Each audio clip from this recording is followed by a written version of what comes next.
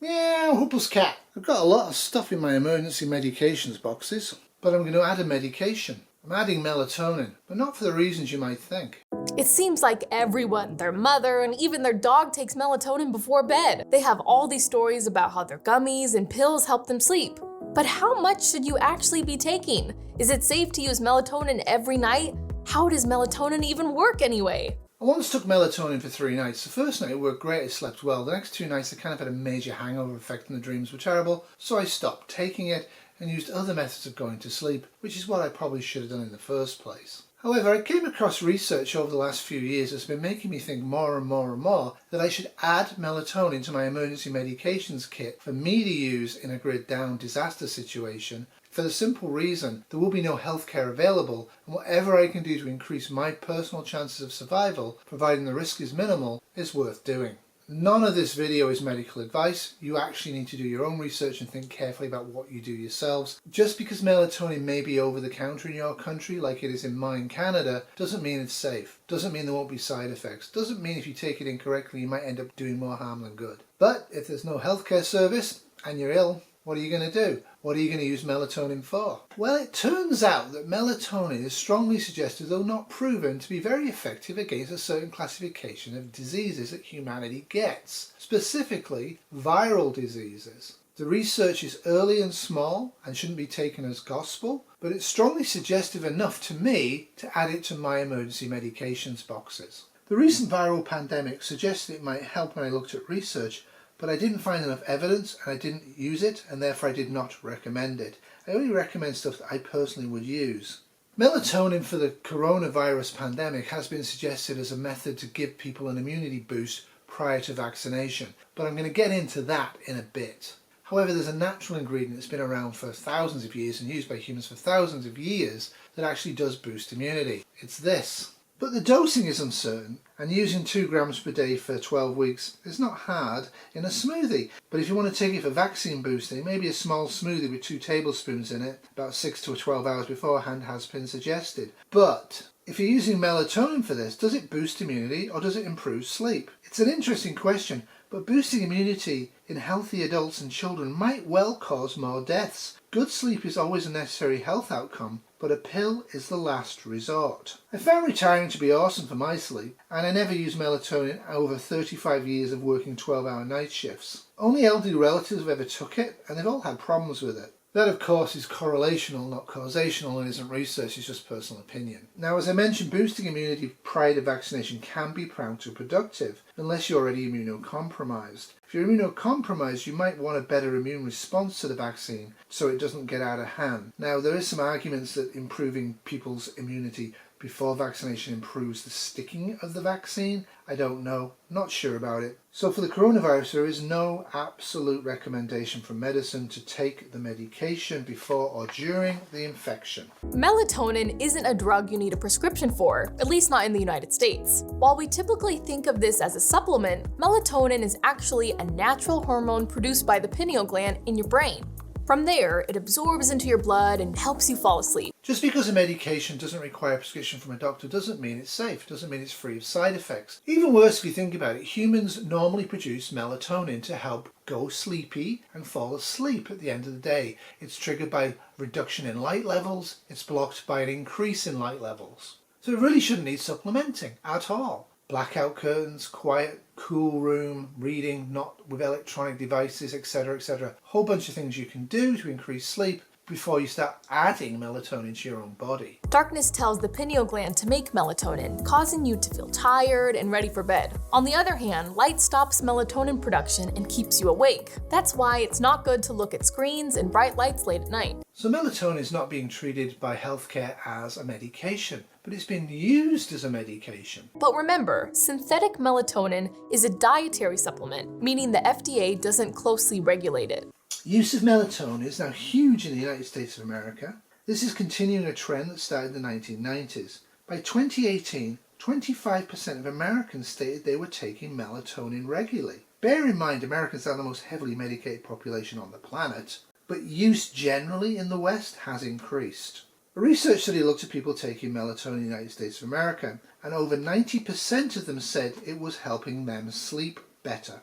Now, placebo would be 20 to 40%, so it can definitely be said that it improves the subjective sleep quality of people. But you have to make sure that the supplement is in its pure form, because there are sleep aids that contain melatonin that may contain other compounds as well. what about the risks? Most adverse events occur with higher doses or extended release melatonin. Aside from headaches and daytime sleepiness, you might have extremely vivid dreams or nightmares. You may wake up feeling irritable and could even experience brief bouts of depression.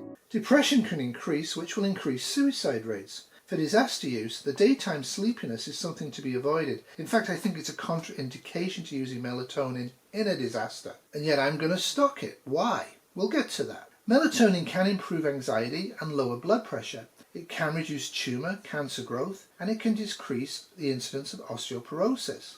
Crucially, it reduces inflammation systemically within the body, which is what I will be coming to for disaster response. Certainly use it cautiously in pregnancy or trying to get pregnant, and especially if you're elderly, and also in all children under the age of 16. The American Academy of Sleep Medicine also urges against melatonin use for people with dementia. There's also concern that melatonin can affect the onset of puberty in children. Otherwise, melatonin is considered generally safe for kids in the short term, with more research needed to understand the long-term effects.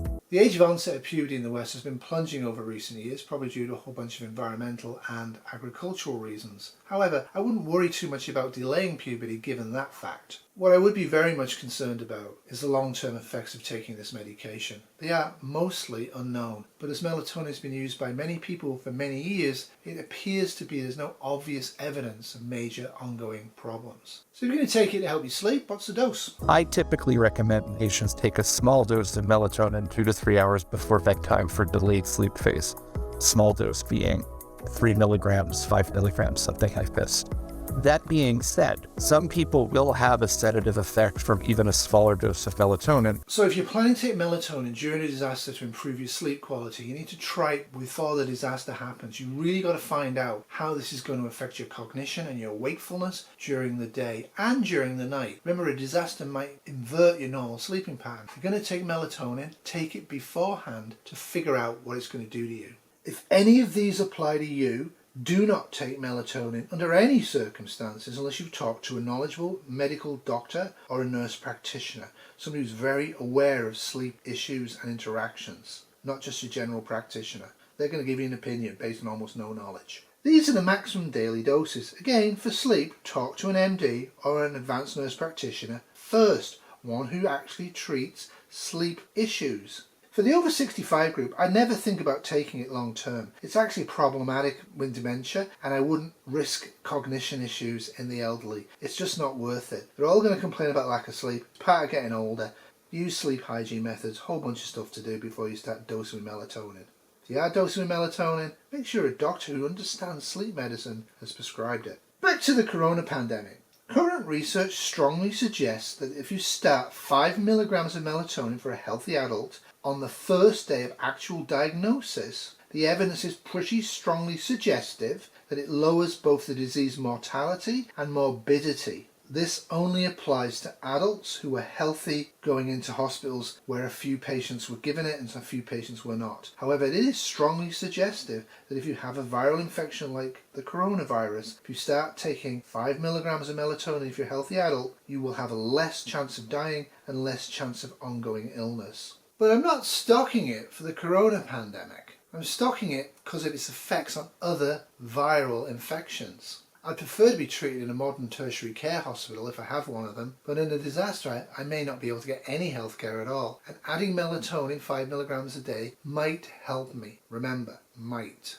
I'm going to spare you a whole bunch of very complicated biochemistry. During a severe viral infection, the body's normal supply of melatonin, which we normally produce from the pineal gland inside the brain, is very reduced. This reduction in normal amounts of melatonin can cause an increase in severity of symptoms from the viral infection. So if you add melatonin, and it's cheap and easy to do and reasonably safe for most people, you might decrease the severity of the symptoms of a viral infection. Oh, a cytokinin storm cascade is incredibly complicated. Don't worry about it. What we believe to be true is that the increased healthy immune systems of young adults in the 1918 to 1924 Spanish influenza pandemic triggered cytokine storms which caused the huge death rate in the healthy population.